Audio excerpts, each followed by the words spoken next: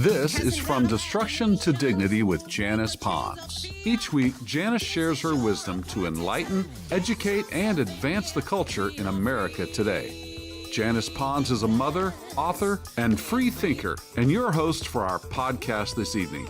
Now let's join your host, Janice Pons. Greetings, greetings, greetings. Welcome, welcome, welcome. Come on in. My name is Janice Pons. I'm the host on this podcast, From Destruction to Dignity, Clinical Perspective, Spiritual Truths. Listen, we are going to keep going forward on this journey that we are on, gaining understanding. Wisdom is the principal thing. Therefore, get wisdom. But in all you're getting, get understanding.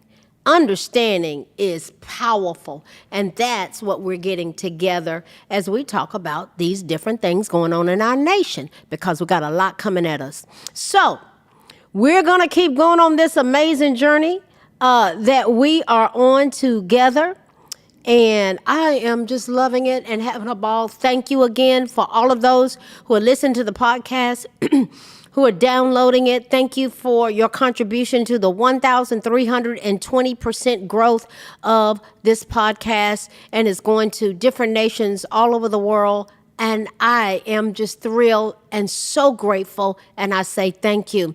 So we have our presidential seal here to remind us to pray for our president. We have our flag that's behind us that is symbolic of our nation and us forming a more perfect union, us flowing together as one. And you know, prayer is an intervention. My desire is to provoke thought, bring awareness, and point us towards intervention. Prayer is my first intervention, and I'm continuing to pray for the 265,900,000 working Americans who were living paycheck to paycheck, barely making ends meet in 2024. 80% of the Americans said we were going in the wrong direction, and we're going in a totally different direction now. And after this election that we had in 2024, it's very clear that we're going in another direction, and a lot of people don't like it, and a lot love it. So tonight, we're going to examine something that has generated a lot of discussion in our nation, and that is, we have in our presence rogue players. A rogue, what is a rogue? They're rogue. What is a rogue? A rogue is a dishonest, untrustworthy person. I've heard the word scoundrel associated with a rogue. In our nation, there's a lot of rogue action going on, and there are a lot of rogue players. And it's affected what's going on in our nation, and it has affected us, we the people. And so this warrants us to consider some things, and that's what we're going to do tonight. We're going to look at rogue players, and then we're going to talk about when we're dealing with these rogue presentations. I always say this: what you gonna do with that? What are you gonna do with that? And so we're gonna talk about taking a stand.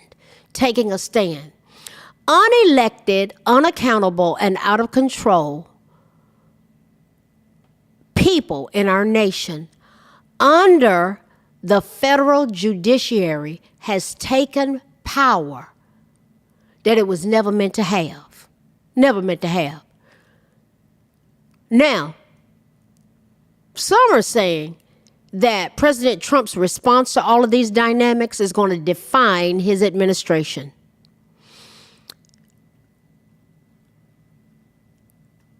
If a federal judge told President Trump to deliver a specifically curated speech and then pulled down his pants on live TV, should he comply? Just say, you need to do that. If he refused, would that trigger a constitutional crisis? If you pay attention to the left, the answer might very well be, yes, it's a constitutional crisis. Because they'll say anything is a constitutional crisis. And what I'm observing is that the things that they are saying is a constitutional crisis are the very things that they've been doing.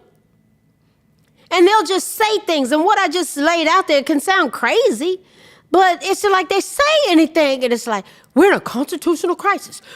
And so what they do, the media, different one, they say the same thing, and it's a lie. And then we, the people, supposed to say, well, it's a constitutional crisis. Trump is destroying America. What was going on the 4 previous years? And I talk about it and talk about it and talk about it. And I'm not making it up. The only constitutional crisis we face is the erroneous idea that the judiciary is at the top of the food chain rather than on equal footing with the other 2 branches of government. Right now, we got these rogue judges jurisdicting what's going on in our nation. They are totally out of line. And it takes time to deal with them in court. But hold on, we're going to dissect some things here. Now, we want President Trump to be successful in making this country better. He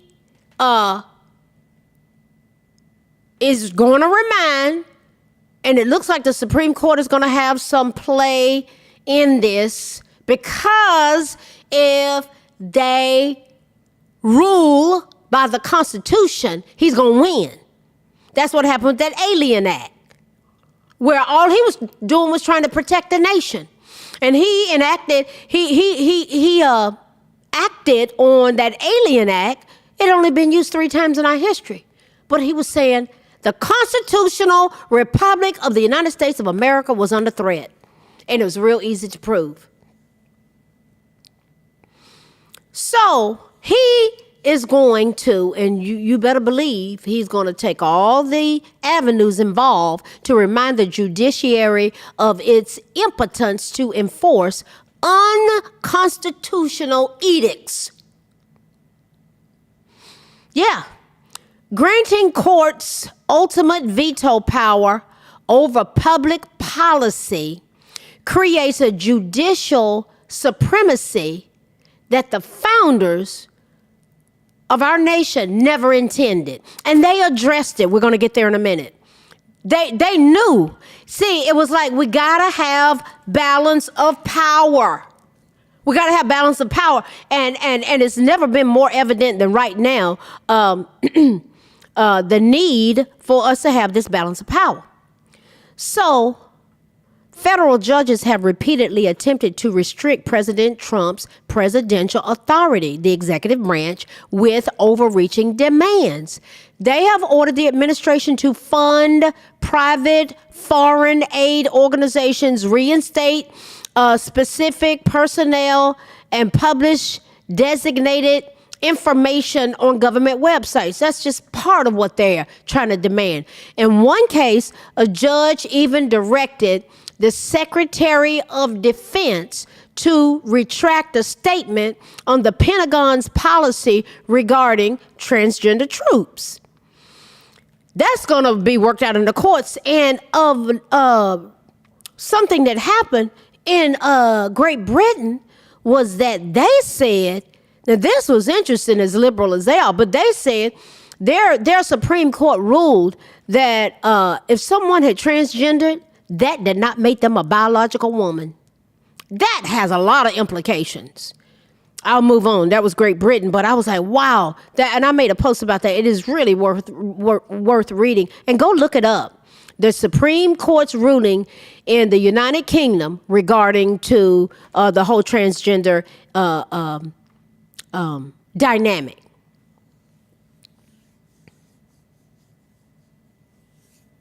It's very thought-provoking. So, this U.S. district judge that we've been hearing about, James Boasberg, I think that's his name, Boasberg, he attempted to block, this is what he did, he attempted to block the deportation of violent gang members under the Alien Enemies Act that I just referred to a minute ago. What's next? Will they order President Trump to stop threatening? Now, you've got Hamas. You got different people that threaten to, get rid of us, obliterate us. What are they going to say? What is the judge going to say that he can't hold the line with them? The ones that on October 7th parachuted down into Israel and did what they did. And a lot of people, you know what gets me about that whole dynamic? They won't say what they did. And came in and about 2,000, I think it was about 2,000 Israelis lost their lives. And they're supposed to go, oh, isn't that just so pitiful what happened to us? They started fighting back. So are they going to tell him that he needs to remove Andrew Jackson from the Oval Office, just like they said that we needed to remove the statue of Frederick Douglass? What do we need? Well, I mean, these people, these presidents that are in the White House statues and all this is on Capitol Hill. Guys, this is a part of history. Judges have forgotten who they are. Unelected shills against government overreach, not legislative swords that can impose policies. And that's what they've been doing. Now, this warrants a lot of thought. Perhaps our president needs to examine that bust of old Hickory, Andrew Jackson, in the Oval Office and recall a response to Chief Justice John Marshall's ruling in Worcester versus Georgia. John Marshall has made his decision. Now let him enforce it. So enforce it. If you made a decision, enforce it. Now, there are a lot of diamonds. You got the judiciary, we have the legislative, and we have the executive branch. The judiciary branch, this is what's going on. They're trying to legislate from the benches. Out of place, illegal, out of order. But these, and they'll say, Obama appointed judge, Biden appointed judge, Trump appointed judge.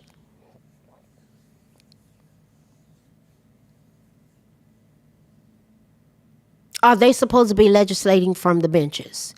Imagine if the president imposed the same restrictions on the judiciary that federal judges are placing on President Trump, these federal judges. What if he dictated how judges manage their websites, control which clerks they could hire, or ordered them to rule a certain way? The overreach would be obvious. Unlike judges, Congress has the authority to regulate every aspect of judicial proceedings, hiring, budget, and conduct. Judges, however, cannot impose similar policies on the other branches, a fact that frustrates judicial supremacists. This limitation exists for a reason. Federal judges are unelected. They're unelected. But if they were meant to wield supreme or even equal power over public policy, they would be subject to re-election, as many state judges are. If judicial power has clear limits, then what is its actual role, distinct from the executive and the legislative branches, guys? That's our government. Legislative branch, it's Congress, the Senate, and the House. They make the laws. The executive branch enforces the laws. That's the president, his cabinet. That's what they work. They work on his behalf.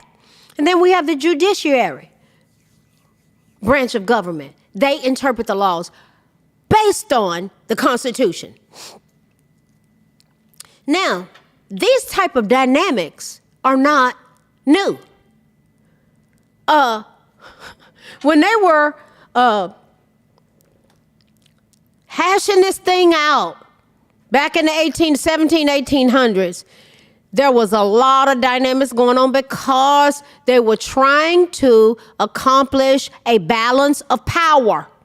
See, what these federal judges are doing, they are out of control, they're illegal, and it is not a balance of power. So in a letter to William Torrance dated June 11th of 1815, Thomas Jefferson explained who decides constitutional questions. Now listen to what he said. Listen to these dynamics. Certainly, there is not a word in the Constitution which has given judges that power, authority to decide on the constitutionality of a law more than to the executive or legislative branches questions of property or character and of crime being ascribed to the judges. Through a definite course of legal proceeding, laws involving such questions belong, of course, to them, and as they decide on them ultimately and without appeal, they, of course, decide for themselves the constitutional validity of the law. That's a lot of thought in that. Now, bankruptcy cases and criminal charges illustrate the proper scope of judicial authority. Judges can uphold or overturn criminal convictions and resolve disputes over property and bankruptcy. However, when conflicts arise over laws or the Constitution involving the other branches, the judiciary was never meant to have the final say. Granting courts ultimate veto power over public policy creates a judicial supremacy that the founders never intended. They set this thing up that it will work according to the Constitution. Now, we went through hucking and bucking and resisting and all this stuff of fighting and not giving people rights, and the 14th and 15th Amendment, for example, that not one Democrat voted for, that said that if you, whatever state, for example, the 14th Amendment said whatever state you were born in, you had the rights of any citizen born in that state. That was for the slaves, former slaves. That not one Democrat voted for it. The 14th Amendment. Look it up. I'm not making this stuff up. I understand all these dynamics.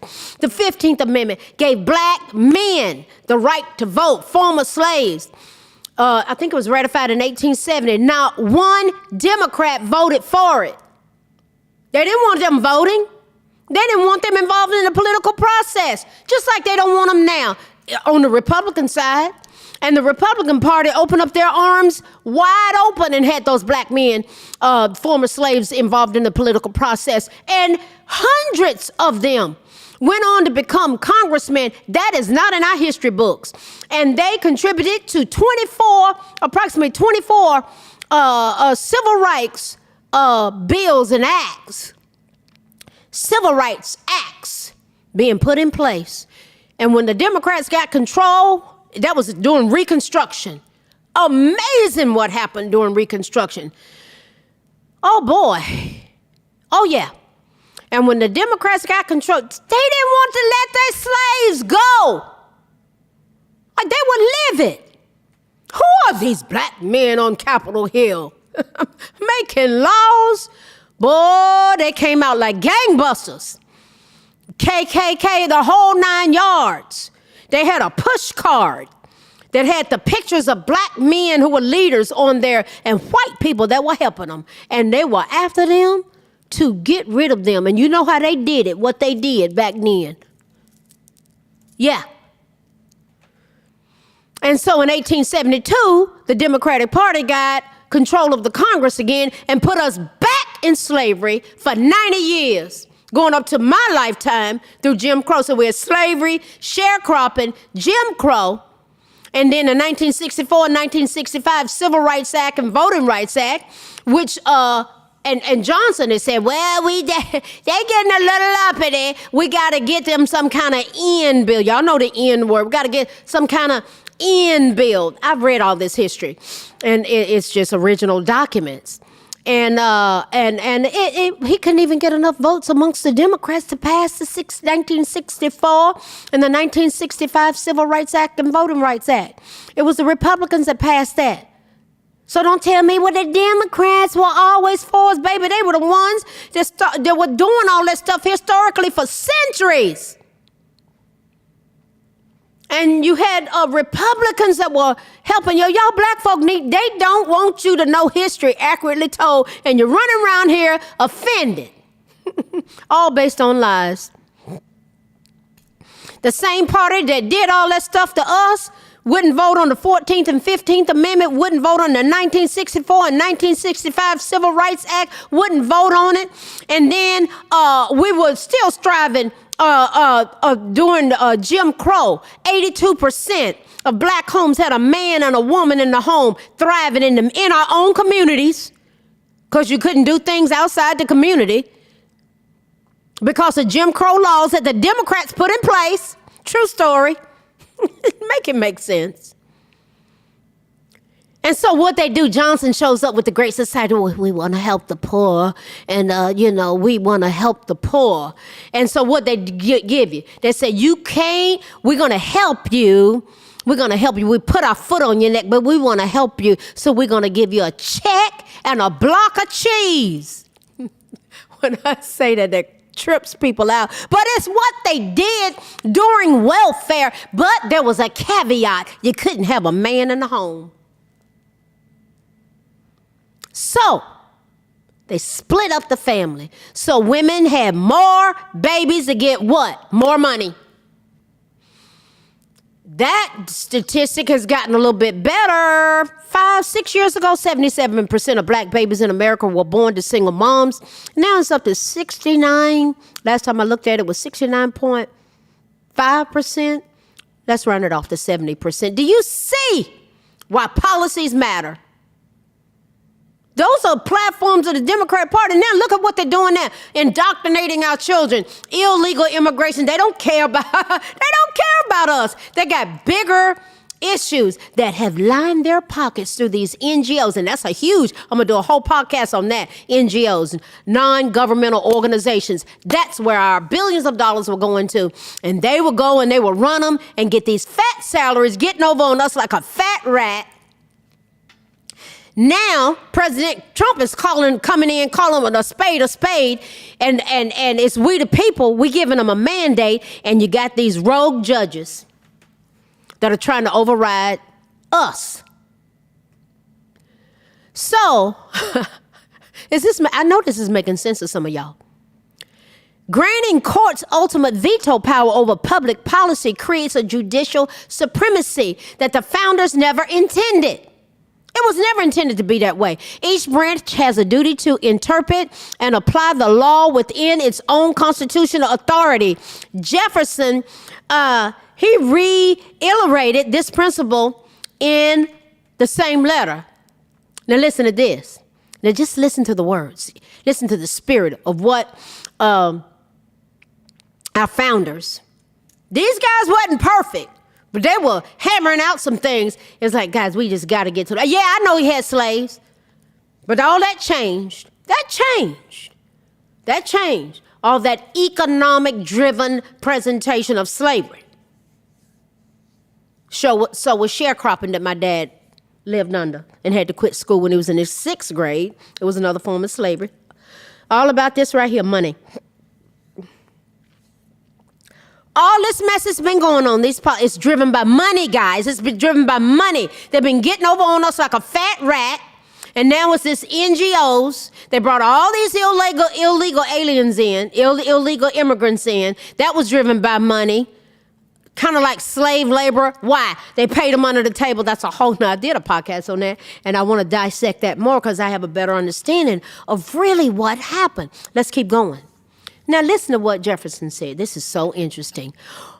On laws, again, prescribing executive action and to be administered by that branch, executive action, and to be administered by that branch, ultimately and without appeal, the executive must decide for themselves also whether under the Constitution, they are valid or not. The laws. So also as to laws governing the proceedings of the legislator, that body must judge for itself the constitutionality of the law. And equally, without appeal or control from its coordinate branches, and in general, that branch which is to act ultimately and without appeal on any law is the rightful expositor of the validity of the law, uncontrolled by the opinions of the other coordinate authorities. Y'all might need to rewind. When you hear this, rewind and listen to that and really let your mind wrap around it. Treating the courts as the final authority on public policy grants them more power than even James Madison's rejected Council of Revision proposal at the Constitutional Convention. They were talking about we got to have a balance of power. This thing could get so out of control as they were organizing the nation. Under Madison's Virginia plan, Congress would have been a dominant unicameral body with the ability to veto state laws. Why? To keep it in check. He suggested, Madison did, that the president and Supreme Court jointly review laws before enactment, giving the judiciary a role in the legislative veto. Even in that system, however, the judiciary would not have acted alone. It would have shared power with an elective executive. The system the framers ultimately adopted works differently. Two legislative chambers check each other, the Senate and the House. It works beautifully when it's done right. Two legislative chambers check each other, and the president holds veto power. That's how it's set up. Oh, yeah. Are we now supposed to believe that the Supreme Court or even a single district judge has more authority than the elected House, Senate, President, and state governments combined? Should an unelected judge wield a stronger veto than the one the framers deliberately withheld from an entire elected Congress? No such judicial veto even exists. Resolving disputes among branches. Listen, let's look at that. What about when there are disputes among branches? What happens when branches of government disagree and exercise their powers in conflicting ways? What happens? Is that a constitutional crisis? Listen to the wisdom of Jefferson. This man wasn't perfect, but listen. Wow. When I was reading it, this is what he said. He said, it may be said that contradictory decisions may arise in such case and produce inconvenience. This is possible and is a necessary failing in all human proceedings. Yet, the prudence of the public functionaries and authority of public opinion will generally produce accommodation. Wow. Ultimately, the public will decide who's right. Our system isn't perfect, but it is fair. Listen, it's far better than allowing unelected judges to impose on the people what hundreds of elected legislators could not. What do you mean one judge is going to show up and decide that something that was deemed to be unsafe? And our commander-in-chief is stepping forward to say he has a responsibility to protect us from all enemies, both foreign and domestic. And that's what he was acting on. And you got some rogue judge that shows up and imposes and think he's going to legislate from the bench. Baby, it's a new day in America. And Obama did it under Doma, and all these different things unfolded. Oh my God, I could go on, and I've covered some of that thing in previous podcasts. They didn't even vote on some of these things in the legislators on Capitol Hill. All of these dynamics speak loudly regarding the need to take a stand. So, from our clinical perspective, real quickly, let's look at something regarding the need to take a stand. Our clinical perspective, we're going to examine what may be considered when taking a stand. What it really means when someone is taking a stand, and what does that mean, and why is it important? In a world filled with diverse opinions, beliefs, and values, taking a stand on issues that matter to us is essential for personal integrity and societal progress. Whether it's speaking up for justice, defending a personal belief, or making a tough decision, taking a stand defines who we are and what we stand for. Let us, and I'm telling you, and I can right now hear people saying, well, I'm going to stand for this. And listen, I tell you what, if it's bringing disorder and not protecting our children and infringing upon the rights of girls and women and our children, listen, there are a lot of dynamics we need to be looking at. And we can't take a small percentage of Americans and say, well, that's how the whole country needs to be. You're not taking over our country with that. This is why there's pushback. Where is protection? Where are the rights of women, girls, children? Now let us delve into the concept of taking a stand. It's important. And how all of this influences us when we choose to take a stand or when we don't. We're going to take a stand or we're not. What does it mean to take a stand? Taking a stand means expressing and acting on your beliefs, values, and principles, especially in the face of opposition or indifference. Why do you think these parents were showing up at school board meetings and asking questions about all this material that their children will be exposed to in elementary school? All these acts, these physical acts depicted in these books, and the way that they were able to say that it wasn't the P word, P-O-R, you know what I mean? It wasn't that, orography, that word. Was that it was animation. Still there, words and all, motions of things. It's animation. Woo! Obama's safe school czar, Kevin Jennings. Look him up. Look him up. He's the one that got it started. The curriculum. Listen. All this involves making a deliberate choice to support or oppose something based on your convictions. This act of assertion can manifest in various ways, such as voicing your opinion in a discussion, advocating for a cause, or making ethical choices in your personal and professional life. Why is this important? Why? Integrity and authenticity.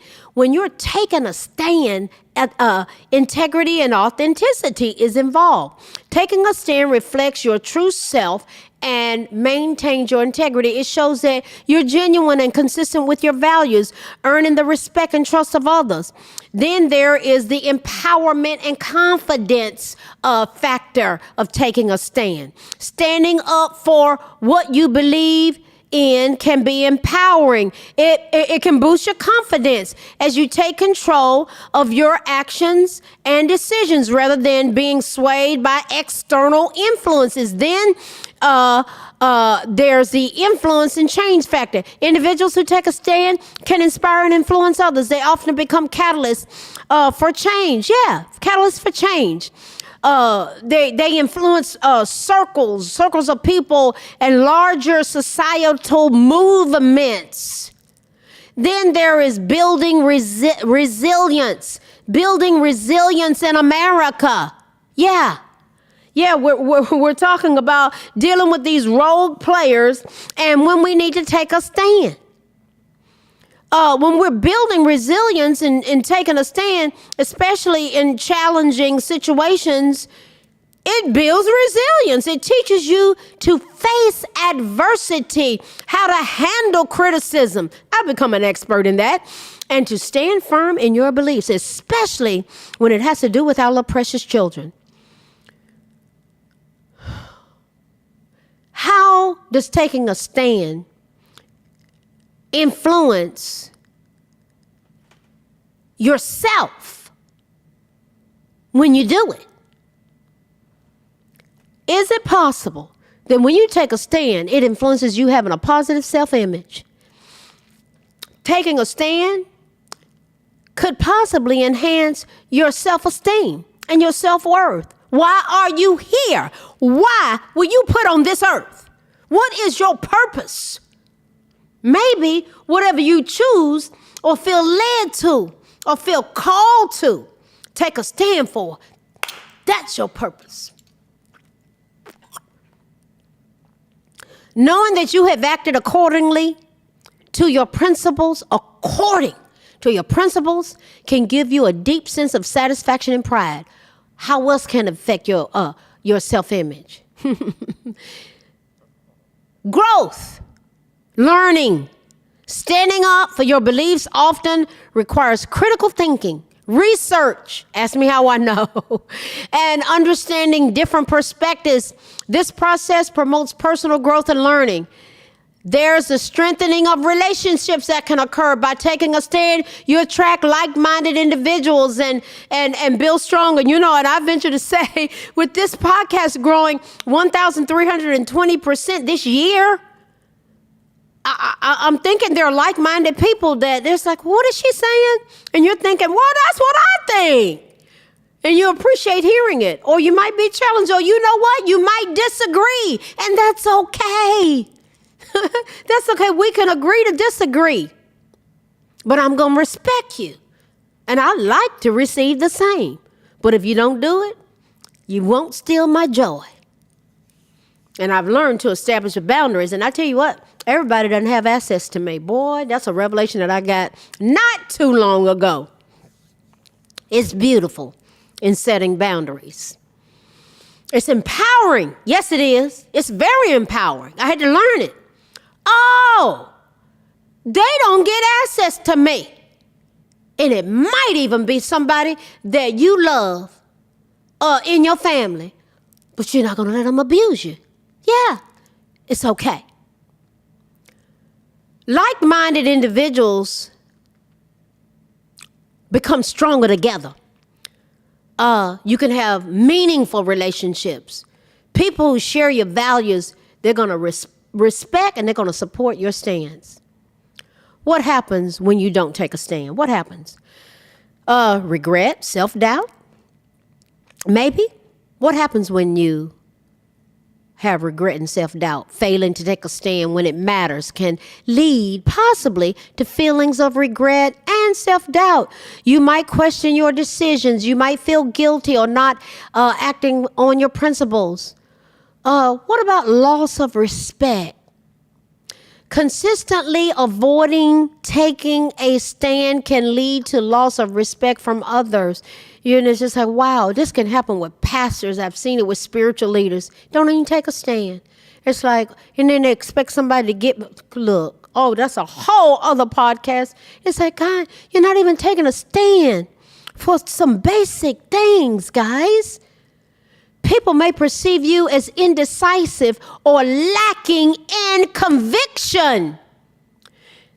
What about missed opportunities? Not taking a stand can mean missing out on opportunities to make a positive impact or contribute to meaningful change.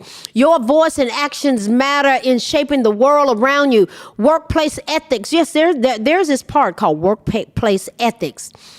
There are situations you discover that your company is engaging possibly in unethical practices. We're talking about taking a stand still. When you take a stand, sometimes, it's just like, this is flat out illegal. taking a stand, reporting an issue to higher authorities. Why? It's their lane. It's their lane to be able to make determinations. That's why you got whistleblowing. That's why you have the EEOC. Then there's something called influence. It may lead to positive changes in companies, policies, and improve the workplace environment. Why? Because they're going to be held accountable while also reinforcing your integrity. But there's someone else that drives it because that's what they do. Oh, then there's social justice. Yeah. You can witness discrimination or injustice in your community, and sometimes you make a stand and say, well, you just want the right thing. You're going to take a stand, organizing or participating in signing petitions or advocating for change through social media. Then there is influence. It can bring awareness to the issue, mobilize support, and lead to legislative or social reforms. There's something called personal boundaries, where you take a stand, communicating your boundaries clearly. I've had to do that and master that. And I'm confident and I'm stronger in who God's called me to be.